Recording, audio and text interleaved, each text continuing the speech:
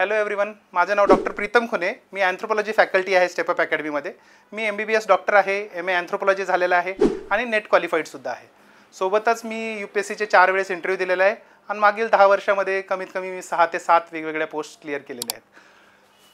आज आपण डिस्कस करणार आहोत की Y toppers choose anthropology as a optional subject for UPSC MPSC.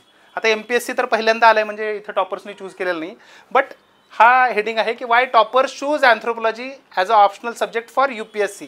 म्हणजे काय, वेगवेगळे जे टॉपर्स आहेत UPSCमध्ये ते मानववंशशास्त्र हा वैकल्पिक विषय का निवडतात.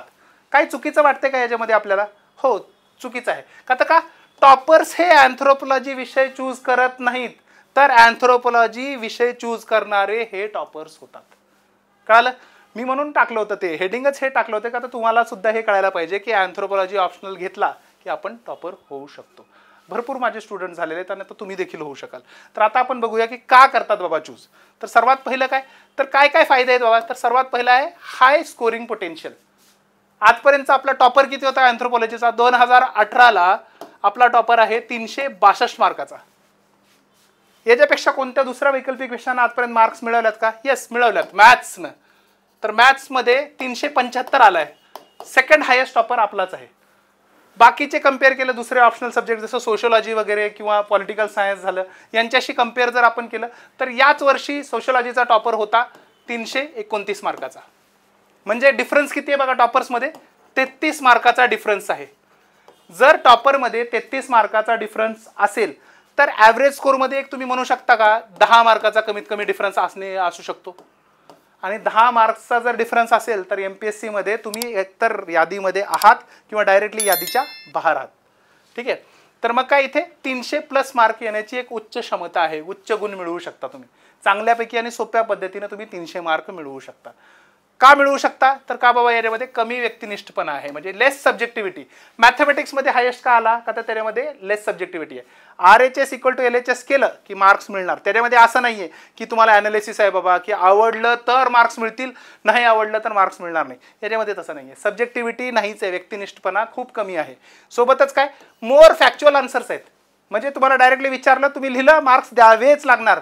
कोणी पण आलं, कोणी पण असेल, काही जरी तुमच्याशी दुश्मनी जरी असेल तरी तो मार्क्स काटणार नाही, तुम्हाला मार्क्स द्यावेच लागणार त्यांना. नेक्स्ट काय, बॅकग्राऊंडची गरज आहे का आपल्याला अँथ्रोपॉलॉजीला? नाही. तुम्ही सायन्स बॅकग्राऊंडचे असो का ह्युमॅनिटीज बॅकग्राऊंडचे असो, मार्क्स घेऊ शकता. असे कित्येक माझे स्टुडंट्स आहेत आणि बाकीचे टॉपर सुद्धा राहिले आहेत जे कॉमर्स बॅकग्राऊंडचे होते, आले आणि त्यांनी मग अँथ्रोपॉलॉजी घेतला आणि अँथ्रोपॉलॉजीचे टॉप केले. इवन मॅथमॅटिक्स बॅकग्राऊंडचे कित्येक स्टुडंट्स आलेले आहेत, त्यांनी अँथ्रोपॉलॉजी घेतलेला आहे. आर्ट्स बॅकग्राऊंडचे, ह्युमॅनिटीज बॅकग्राऊंडचे येऊन अँथ्रोपॉलॉजी घेतात आणि स्कोअर करतात. मी तुम्हाला सांगतो ना, तुम्ही ब्लँक असाल, कम्प्लिटली ब्लँक, की बाबा अँथ्रोपॉलॉजी काय आहे माहीत नाही, तुम्हाला ऑप्शनल सब्जेक्ट काय असतो ते देखील माहीत नसेल, तुम्ही माझ्याकडे या, माझी बॅच करा.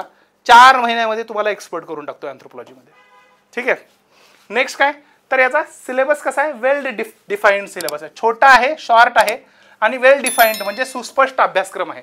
त्यामुळे काय होतं, आपल्या सिलेबसमध्ये 170 टॉपिक्स आहेत टोटल.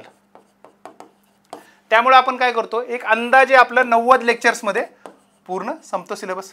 छोटा असल्यामुळे तुम्हाला रिव्हिजनला टाईम मिळतो आणि एकदम स्पेसिफिक आहे. त्यामुळे काय होतं, तर मॅसिव्ह ओव्हरलॅप तर होतो GS सोबत, तर रिपिटेशन ऑफ क्वेश्चन्स होतात. दरवर्षी तुम्हाला किती येतात? 28 पेपर 1मध्ये प्रश्न, दुसऱ्या पेपरमध्ये 28, तर 56 प्रश्न तर दरवर्षी येणार. 170च जर टॉपिक आहेत तर प्रश्न रिपीट होणारच ना. आणि रिपीट झाले की आपला पेपर किती रिपीट होतो? 500 पैकी 370 मार्काच्या वर दरवर्षी रिपीट होतो पेपर. त्यामुळे काय होतं, तुम्ही जर प्रॅक्टिस केली, मागचे 10 वर्षाचे जर पेपर सोडवले, आन्सर रायटिंग प्रॅक्टिस केली, तर त्याची पुनरावृत्ती होते, म्हणून तुमचे मार्क्स येण्याची शक्यता वाढते. एवढं रिपिटेशन कोणत्याच दुसऱ्या ऑप्शनल पेपरमध्ये नाही आहे. सोशोलॉजी बघितला, पॉलिटिकल सायन्स बघितला, फिलॉसॉफी, सायकोलॉजी बघितला, त्याच्यामध्ये खूप झालं 40% असेल रिपिटेशन, त्याच्यापेक्षा वर नाही आहे रिपिटेशन. सोबतच काय आहे, तुम्ही अँथ्रोपॉलॉजीचा जर अभ्यास केला तर त्याच्यासोबत तुमचं जे सामान्य अध्ययन जे आहे किंवा जे GS आहे, जनरल स्टडीज, त्याचासुद्धा सिलेबस थोडाफार कवर होतो. नॉट ओन्ली मेन्सचा सिलेबस, बट GSचा आपला प्रिलिम्सचा सिलेबससुद्धा कवर होतो बऱ्यापैकी. तर म्हणून मी काय म्हणतो तुम्हाला की तुम्ही अँथ्रोपॉलॉजी ऑप्शनल बिंदासपणे घेऊ शकता. बॅकग्राऊंड कोणतंही असो, तुम्ही एकदा मला या, मला भेटा. आपली एक बॅच आहे आता 2026ची, ती जुलै एंडला मोस्ट प्रोबॅबली सुरू होणार आहे. तर त्याच्यासाठी तुम्ही 2026ची जर तयारी करायचं असेल तर त्या बॅचसाठी येऊन ॲडमिनिस्ट्रेशन एन्क्वायरी करा.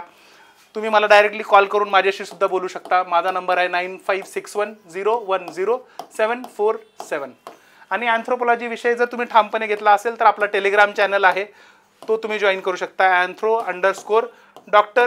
प्रीतम म्हणून आपला आहे, तो ओपन टू ऑल आहे टेलिग्राम चॅनल, म्हणून कोणी पण याला जॉईन करू शकता. याच्यावर मी थोडेसे डेमो मटेरियल टाकलेलं आहे 4-5 लेक्चर्सचं.